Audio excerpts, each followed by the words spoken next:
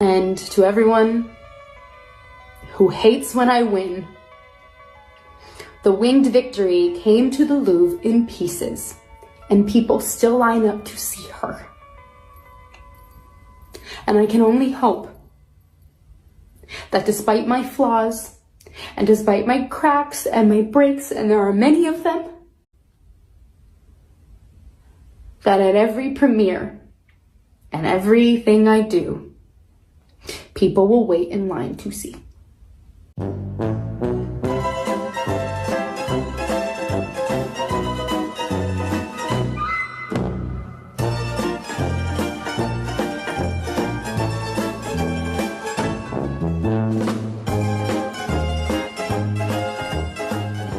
Welcome back to another NCUT movie review, and today we have Snow White. There is so much controversy surrounding this movie, so let's just jump right into this.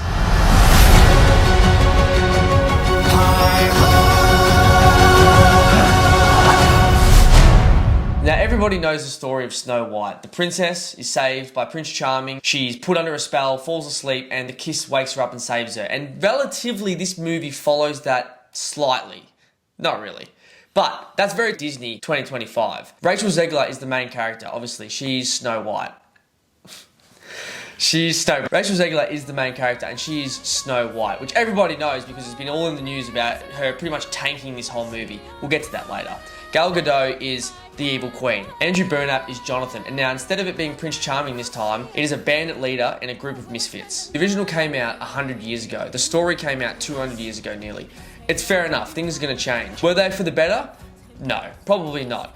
We'll get into that as well a little bit later. But straight away, we have to talk about the drama, of course, because this movie was marred by it in headlines, in the lead up to the release of the film, even the fact that the film had to do reshoots. As soon as you hear the word reshoots, you know things aren't going well behind the scenes for a movie. It's just telltale signs that a movie is not going to be good. Dude, it's like a trigger word these days. Yes. If you hear reshoot, you're like, okay, this movie's going to bomb. Can the film. Before, 2015, I think reshoots was okay, relatively to here, but now it's just an absolute shit show. Now, the main drama is Rachel Zegler can't keep her mouth shut.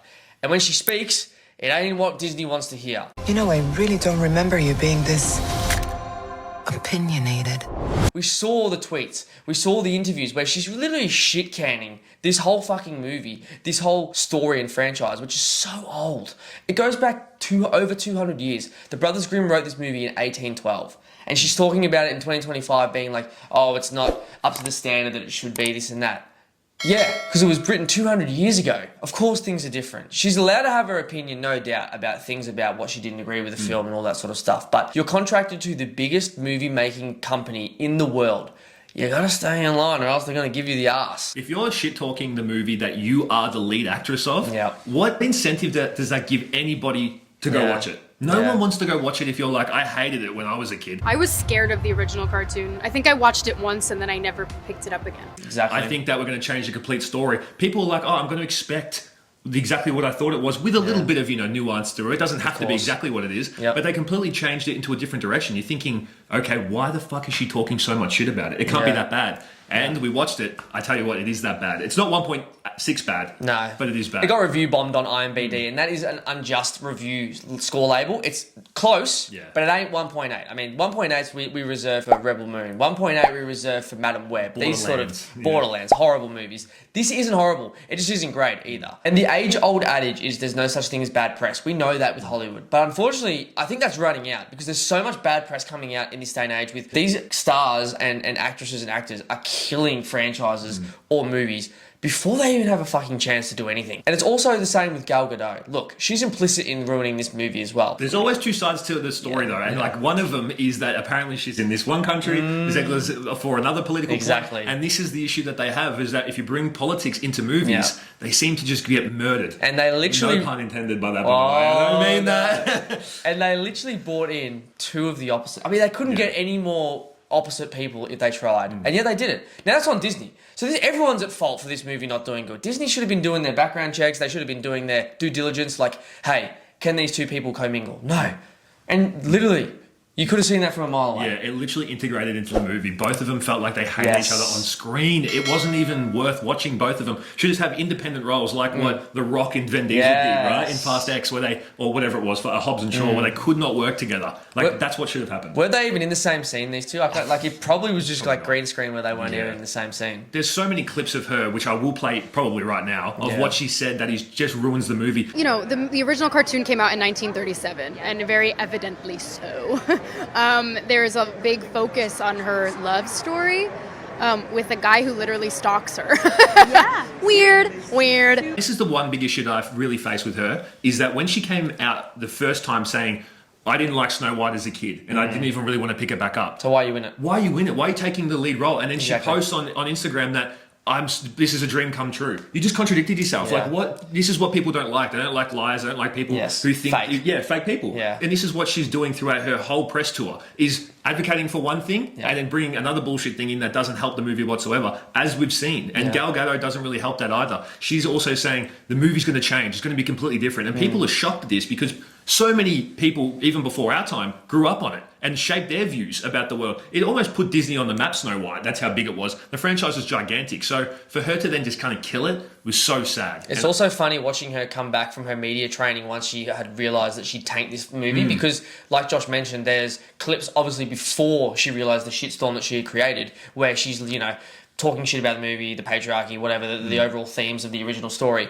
And then, like, 3 weeks or 2 weeks ago, when Disney realised, fuck, we've just bombed another movie, we've just lost $400 million. Exactly. She comes out with a video, she's like, you know, I didn't mean, the movie's going to be, is beautiful, like all in the fairies. Yeah, I mean, it's all about bridging a classic to a modern age to bring it to these beautiful young people. It's not supernatural, it's truly just her kindness, and we make sure that we bring that to an attainable version for young people to understand. Bring that to your role, because you were not acting this way when you were Snow White. It felt like you didn't really want to be it, or it felt like you were doing it as like a chore.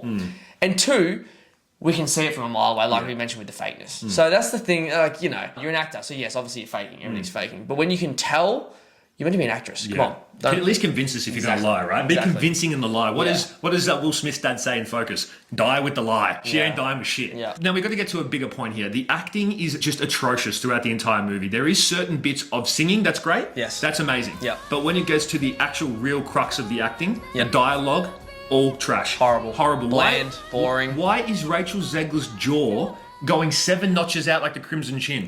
Why is she swinging like Tiger's 9-9? Yes, facts. It does not make any sense why she... Her facial acting in the whole movie was very off-putting. Now, I know she's going probably for like the Broadway-esque type acting where, you know, on the stage you have to really convey a lot of emotion and everything. But it just comes across ridiculous on the movie screen, especially when it's zoomed up on her head. Use the zoom thing. When it's zoomed up on her head and Lord Farquaad is looking back at you with the Crimson Chin. It's like, what's going on here? Did she have fucking 30 grams of ecstasy before this and she was rolling? I don't know. Like, she was fented out. She was actually fented. And that's not without fault, because Rachel Zegler's not the only bad actor throughout here, because she's actually kind of the star. Like, and she can sing. That. She got pipes. She got pipes. Yeah. I'd pipe. And Gal Gadot's acting is just abysmal throughout most of this. Like, her singing... Oh, singing is really bad. It was the worst dubbed thing you've ever seen. Which is unfortunate, because she looks like the Evil Queen. Like, if you imagine what the Evil Queen looks like... Exactly. A little different. She looks like the Evil Queen. Just far too beautiful to be the Evil Queen. I mean, it sort of defeats the whole purpose of this movie. When it was a close-up of her and she's in the makeup and the costume, which we loved in this movie, was the costumes. They look incredible. She looks like the Evil Queen from the cartoon. It's just, there's nothing really too out of the way in her acting. It's just the moment that she starts singing in that first act, her first singing act, you're like, oh, this isn't good. Because you can tell, one, she's not singing. It's been dubbed. She obviously went into the recording studio, which is fair enough. That's fine. We don't want to know that. We shouldn't be able to tell. Yeah, as we were talking about the Broadway sort of stuff, she was trying to bring a Broadway-esque version. But she doesn't have that in her. She just doesn't. She's more of like a person-to-person actor. But even then, it still is barely passable. Yeah. Like, no kalal. Like, even that is barely passable. And when you're coming off Angelina Jolie and Maleficent, who was really good at that, and these are similar sort of characters, obviously Disney evil queens, it just stands out really badly. Yeah, because Jolie's like, I think that movie did really well. It did $700 million in the box office or something. It was crazy good, the first one. Yeah, but her acting was bland. Like, that's the whole theme of this movie. It's just bland as. Like, not a $208 million budget, $500 million to break even kind of movie where they're going to just be in a hole. Where did that money go? Yeah. It didn't go into this movie, I'm telling you right now. It went into fucking Greta Thunberg or whatever her name is fucking ruining another franchise. Exactly, Greta's fucking bank account. You can kind of blame a little bit of the reshoots on world events, right? Like we had COVID that they blamed it. Yeah. They also had the strikes that they blamed it on. But this is the thing, like if that is such a big issue within the direction of the movie of pre-production, then for sure save your money and don't release it. True. Like, I think that would be a smarter financial decision if you actually didn't release it or you released it purely on streaming. Don't go... Disney's one of the biggest streaming platforms ever, apart from Netflix. Don't go waste, $70 million on a... Theatrical releases. Don't go waste $70 million on a theatrical release. Don't go waste another $50 million on marketing. Just release it on streaming and then you recoup your money on people streaming the movie. That would have been, Would have been way better. Get us in the executive chair, please. Exactly. And Disney, we're making money. And even we know what people want with what they don't want. And even Zegler complained about that. She was like, if I'm standing in a dress for every hour, I deserve to be paid a minute of that streaming thingo. I was like, okay, well then don't blow it on the theatrical release. Put it on the fucking streaming and give us a cut. A huge topic of controversy coming into this movie was the Seven Dwarves, which when you think about people with dwarfism, you think obviously movie roles in Hollywood, there's not a whole lot for them. You think the Seven Dwarves in Snow White, they have to get a chance, right? No, they CGI'd it. Very similar to like how they CGI'd the Oompa Loompa. Well, Oompa Loompa's only one, Oompa Loompa in Willy Wonka, where they're just taking away jobs from people where, they should be just giving them to them. CGI itself wasn't so bad. It looked okay on screen. It felt relatively smooth on screen.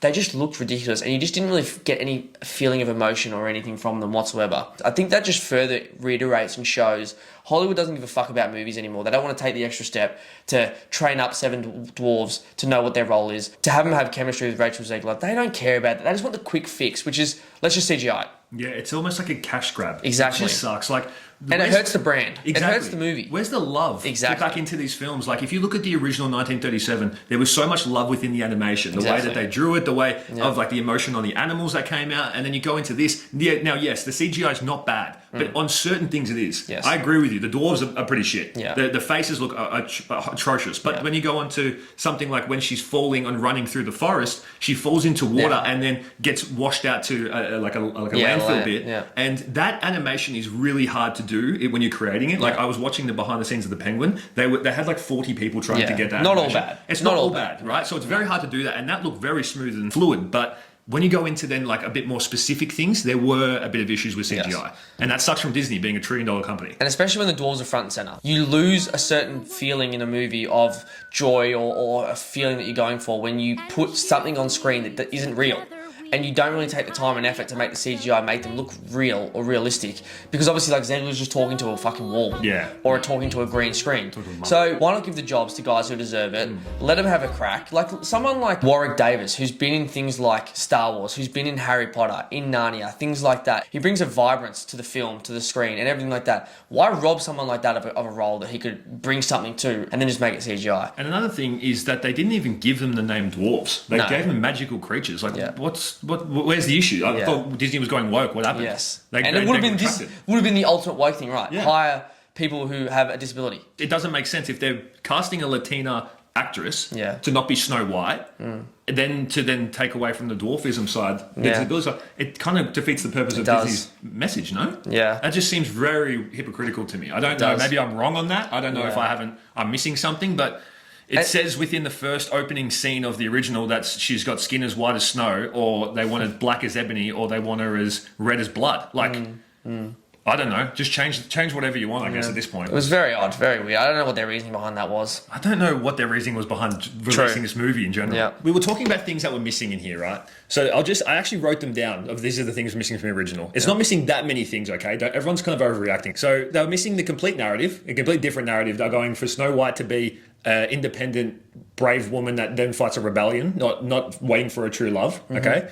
Then they move on to the iconic look of the dwarves, completely different CGI'd. The soul of the animation, completely gone. Some of the animation of those animals looked shite, right? And then you go on to... They should make a Bambi, though. They should make a Bambi. I like the look of the... Yeah. A Bambi live-action movie would have done well. And then they did some songs, like I'm Wishing, that was completely gone, famous song, and Someday My Prince Will Come Along. My Prince Will Come. That never rocked up as well, because obviously they changed it because it wasn't about that. So they wanted to change the narrative there and create two different ones. Also, speaking about the prince, they're missing the prince. The brother's not the knight in shining armor. He's a bandit. He's a rebel. Of course, a white guy can't be a Prince Charming in 2025. It's not. It's actually illegal for Disney to shoot something like that. What's that lady's name? Karen or what's South Park say? Maybe we should go a different route than we did with Indiana Jones. Fuck Indiana Jones, put a chick in it and make her name it gay! So not like a lot of things, right? Like we can agree that that's probably minuscule things. It's only the core values of what Snow White is. That's what's missing. The whole movie. The problem with these movies is that they keep sending political messages. It's not just us saying it. There's bigger companies who have way smarter people than us talking about it and being almost politically charged. Listen, I didn't really take it as politically charged, but I thought that I'm just comparing it to the original. That's all I'm doing. And then also Zegler made it politically charged, not really us. Of course you did. Yeah. So we're just mentioning that's just on that. Hollywood. That's our job. Yeah. We review shit. We talk shit about this stuff. This is our fucking job. Not really a job yet. We haven't got paid, but it's a hobby. And we will admit, for the 4 people that were in the cinema while we were watching this movie, 2 kids that were in there actually were getting a few chuckles and a bit of enjoyment out of it. And it's like, obviously that's who this is tailored towards, and they're achieving that. But a couple kids aren't going to make you back $500 million. You got to make a movie that everybody's going to want to see in this day and age if you're going to make a budget at $209 million fucking dollars. And so that's why we say these things about the drama, about the things that Rachel Zegler's been saying, about the things that Gal's been saying, about the overall changes of the movie and also the overall feel of the movie itself. Because yes, kids are going to enjoy it, and when it comes to streaming, they're going to enjoy it. You're not going to make your money back. So that's why we're shitting on you. This is why we bring up controversial points. Exactly. Specifically to shit on the movie or to tell you the difference between the original and the old. You just got to get an idea of what they're going for. And if we think that's wrong, then that's what's going to happen. And a kid's not going to be able to tell whether the movie feels dull or bland or whatever because they can't see the nuances. But we can. Yeah. Because it looked dull. Yeah. It looked boring. And it felt that way. I think a lot of parents look for that though. They're like, what is my kid watching? A lot of parents think that. Yeah. So if they're watching something they don't agree with, they're not going to watch it. Anyway, guys, this is the end of the review, and usually we give this a rating, and it's definitely not 1.6, but I reckon it's probably still shit. 2.8, 3, 30%, 20%, roughly there. It's nothing crazy to go watch. I would definitely not watch it. We paid reluctantly. Unfortunately. And I'm telling you, it was a regret. It's a fucking regret. Yeah, we should have pirated it. It's a regret. So definitely don't go watch it. Don't even wait for streaming, I guess. Just skip this all together, watch our review. And watch all our other reviews as well, by the way. I mean, the movie's not tailored towards us. I'm not too sure. When it comes out to streaming, kids are going to like it, of course, but the movie itself was just not up to a $207 million budget, also up to a Disney standard. I think this is a perfect case study for execs and companies going forward about the fact that they're going to try and keep their actors and actresses, especially lead ones, sort of on a leash because this can really affect a movie's performance when in the public eye they're saying things about the movie that don't correlate with the movie being good. Exactly. So, I mean, I think it's a perfect case study of Hollywood.